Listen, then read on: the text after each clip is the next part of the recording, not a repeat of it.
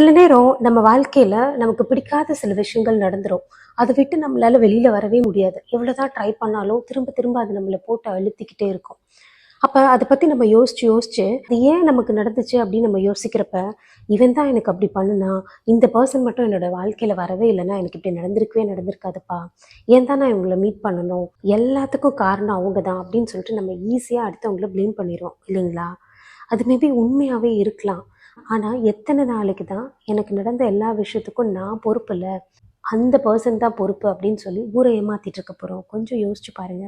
அந்த பர்சனே காரணமா இருக்கலாம். நீங்க தானே அலோவ் பண்ணீங்க. ஒருத்தர் நம்மளை ஏமாத்தினாலோ, ஒருத்தர் நம்மளை கஷ்டப்படுத்தினாலோ, ஒருத்தர் நம்மளை காயப்படுத்தினாலோ அவங்க படுத்தலாம்.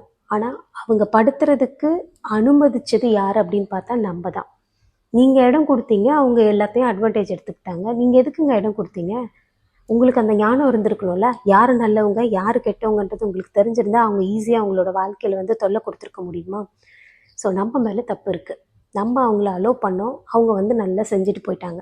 நம்ம அவங்கள அலோவ் பண்ணோம். அவங்க வந்து நம்ம வாழ்க்கையில விளையாண்டுட்டு போயிட்டாங்க இல்லைங்களா? ஸோ இனிமே அடுத்தவங்கள ப்ளேம் பண்றத விட்டுருவோம். ஏதோ ஒரு வகையில நம்ம அதுக்கு ரெஸ்பான்சிபிள் தான். ஏன்னா நம்ம தான் அதை வந்து அலோவ் பண்ணியிருக்கோம் இல்லைங்களா? அப்ப என்னப்பா ஃபீலே பண்ணக்கூடாது அப்படின்னு தானே கேட்குறீங்க? ஃபீல் பண்ணுங்க. கொஞ்ச நேரம் ஃபீல் பண்ணிட்டு நல்லா அழுதுட்டு, அதுக்கப்புறம் புலம்பி தீர்த்துட்டு விட்டுருங்க அதோட. அதுக்கப்புறம் இதிலிருந்து எப்படி வெளியில வரலாம் அப்படின்னு நினச்சு ஃபீல் பண்ணுங்க. இந்த விஷயத்துலேருந்து எப்படி நம்மள வெளியில கொண்டுட்டு வரதுன்றத பத்தி மட்டும் யோசிங்க. அப்படி வெளியில கொண்டுட்டு வரதுக்கும் நான் மட்டும்தான் பொறுப்பு. அதுக்கு யாராவது எனக்கு உதவி செஞ்சாலோ, இல்லை எனக்கு யாராச்சும் சப்போர்ட் பண்ணாலோ நல்லா இருக்கும்னு தயவு செஞ்சு யோசிக்காதீங்க. உங்க வாழ்க்கைக்கு நீங்க மட்டும்தான் பொறுப்பு. திரும்ப யாராவது வந்து உங்களோட லைஃப்ல தலையிடாம இருக்கிறாங்களான்னு பார்த்துக்கோங்க. அதுதான் ரொம்ப ரொம்ப முக்கியம்.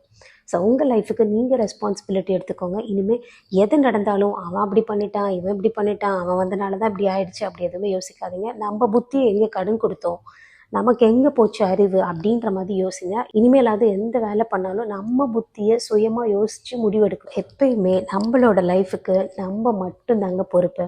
இது நீங்கள் அக்செப்ட் பண்ணுறீங்க அப்படின்னா கமெண்ட்ஸில் எஸ்ன்னு சொல்லுங்கள். இல்லை இது என்னால் ஏற்றுக்கவே முடியாதுப்பா அப்படின்னு ஃபீல் பண்ணிங்கனாலும் அதையும் கமெண்ட்ஸில் சொல்லுங்கள். Bye, take care.